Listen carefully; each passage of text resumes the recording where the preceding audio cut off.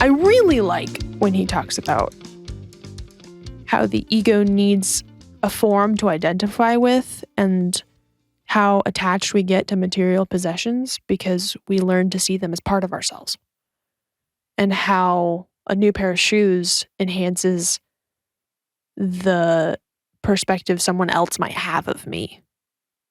Like how having a material possession will elevate my status in the eyes of my peers. Because that helps us feel bigger than we are. I feel like if people were really aware of why they were buying things, that they might not so much. Yeah. There certainly is a lot of things to buy. Yeah. Page 214. This goes along with what we're talking about. Okay. The joy of being, capitalized B, which is the only true happiness, cannot come to you through any form, possession, achievement, person, or event, through anything that happens. That joy cannot come to you ever. It emanates from the formless dimension within you, from consciousness itself, and thus is one with who you are. Did that make you want to barf? Or are you okay with that? It came up just a little. Just a little bit. I gotta fight down. I swallowed it. Ugh. With less flowery language. Right. If you feel like there's a hole in you that needs to be filled, it's not going to be filled with buying more clothing. Yeah. You know? Not truly, no. No. No. No! Buy more Gap clothes. It's silly to think that some material possession is going to complete us. Yeah. Maybe that's why I really, really disliked things like Gap and Old Navy. Yeah. And Starbucks. Yeah. Things that people identified. Yes. Or places people identified with getting satisfaction from certain things. Like these are the mecca. Yes. Buying into the social mecca. Yeah. I had a strong distaste for that very early on. But it's coming from a place of wanting to belong. Yeah. Wanting to feel like you're participating in the right things. I want to be like those people dancing in the commercials. Right. I want to be happy. Maybe if I buy what they have, I'll get that too. Yeah. But that's not the answer. No. And Old Navy clothes aren't made by happy people. No, and they're not that great. And Starbucks is the worst coffee I've ever had. He says, now you can enjoy and honor the things of this world without giving them an importance and a significance they don't have. You know, like I appreciate the things that I have, but if I needed to get rid of them, I would. Yeah, the value is not intrinsic. No. To most things. I love having shitty things because I don't worry about what happens to them. If I have something nice, that's all I can think about is not forgetting it or leaving it in a bathroom stall or dropping it, loaning it to someone. It just makes me feel so much more free. Stress of having to worry about it is not worth it to me. Sure. I'd rather just have something that I didn't care whether I had or not. Yeah. At some point, you know? Mm-hmm. You can participate in the dance of creation and be active without attachment to outcome and without placing unreasonable demands upon the world. Fulfill me, make me happy, make me safe, tell me who I am. The world cannot give you those things, and when you no longer have such expectations, all self-created suffering comes to an end. That I don't know about it. But yeah, that's a pretty fine point to put on that. Yeah, all such suffering is due to an overvaluation of form and an unawareness of the dimension of inner space. Okay, wait, what? See this? Now we're getting to it. Now we're getting to like the specific. Yeah. This is how it is language. Yes, which is off-putting. Where are you getting this? Yeah. What is your qualification for saying something so? Wait, we're not done with the things I All right. like. Well, okay. When that dimension is present in your life, you can enjoy things, experiences, and the pleasures of the senses without losing yourself in them, without inner attachment to them. That is to say, without becoming addicted to the world. So, again, in less flowery language, the things you have are not you, and they will not complete you, and you don't need them to have a sense of gratitude and enjoyment of the experience of life. I want to talk about TV. I want to talk about addictions. TV? What's up with TV? Sure. What's wrong with TV, man? What's wrong? Wait. Is there something wrong with TV? There's something wrong with TV. You're gonna shit on TV now? This quote scared me. And I don't know if it's true, but he said the average American by the time he is 60 years old will have spent 15 years staring at the TV screen. 15 years? Yeah. If that's true, A quarter? I really hope I'm not the average American. By the time he's 60? Yeah. A quarter of his life. When a third of it is spent sleeping and another third is spent in the adult life working, I don't know if that adds up. I don't know either. But the point is we watch a lot of TV. Well, that attention has shifted. There's less watching TV and much more. When this came out, maybe. Yeah. Transfer it to computers and iPads and phones and stuff. Right. Yeah. YouTube. And generally, we're interacting with some sort of screen. Yes. A large portion of the day. Yes.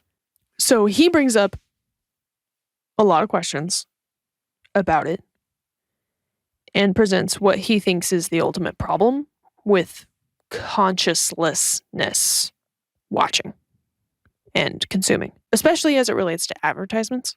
So does TV watching create inner space? Does it cause you to be present? Unfortunately, it does not. Says you, maybe for some some people it might. I mean, case in point, we have been watching some very informative television programs lately. Yes, we have. Okay? Yes, we have. But we also, read.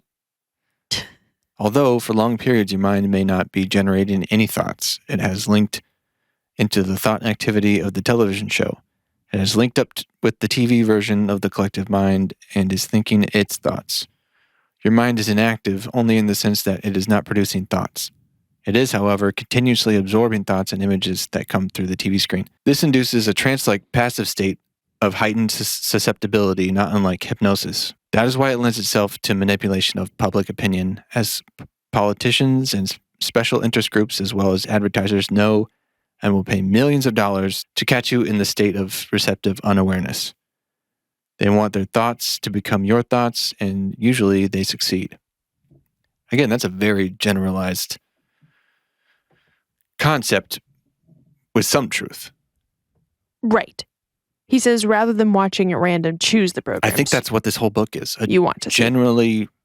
I feel like this book is his detailed personality theory. Okay. And that is subject to opinion. You know what I mean? Mm-hmm. Like he's even using terms like ego, right? Sure. I see this. But he's also using terms like pain body, which he made up. Sure. And we'll get to that. But I feel like this is his layout of how he sees a human being. Human being. Human being. And you can take from that what you will. We don't completely agree with Freud. We don't completely agree with Jung. We don't. Right. And I'm not saying he's part of that collective. I'm just saying he's put forth an outline of a personality theory. And what makes, a right life and what puts you out of balance and where things are coming from. Yeah. You know what I mean? You know what I mean? You know what I mean? You know what I mean? So with the TV. Sure. I don't feel like you and I fall into this category. But like you said, I've seen this happen to people and it scares me so much that I don't want to ever be that person. And maybe I learned this from watching it, but when I was really young, I had one friend in particular who actually would seem to be hypnotized by the television. Like I would say his name, I would have to yell sometimes, be like, "Hey, stop it! Break away!" Like, interesting. Yeah. Yeah, I mean, it was weird to me. I don't want to forfeit that much control over my mind. I do try to stay active and connected when I'm watching something. Mm-hmm. While I was reading this, I was really stressed out while I was watching TV. I was like, oh my God, am I conscious? Am I aware of my body? Am I breathing? Yeah, but we're not sitting down in front of, the new sitcom episode. Sure. We're watching The Power of Myth or some indie or Lost or Mad Men. Okay, highbrow shit. Oh my God. I mean, Lost is a show steeped in philosophy with characters named after historic philosophers. Okay. So, okay. It's smart. I'm not saying television is evil. I'm just saying it has the power to run our lives if we don't control it is a tool that can be our attention. Utilized against us, for sure. Same thing with our phones. I mean, it's a very powerful way for us to find information that we want. It's also human beings are susceptible to being influenced by the way these things suck up our information and then use that information against us to try and get our money. And if you're conscious, you can realize when you spend enough time with it and put it down. Yeah. Do something else. Not engage in the ways that platforms and apps and stuff are actively trying to get you to give it attention, information. Not just. I mean, definitely attention to get the information. Yeah. To eventually get what it comes down your to. Money. Exactly. Yeah. I don't want to be used by my technology. I think it scares me because it saddens me that a human life can unwittingly be devoted to something so useless. Mm-hmm.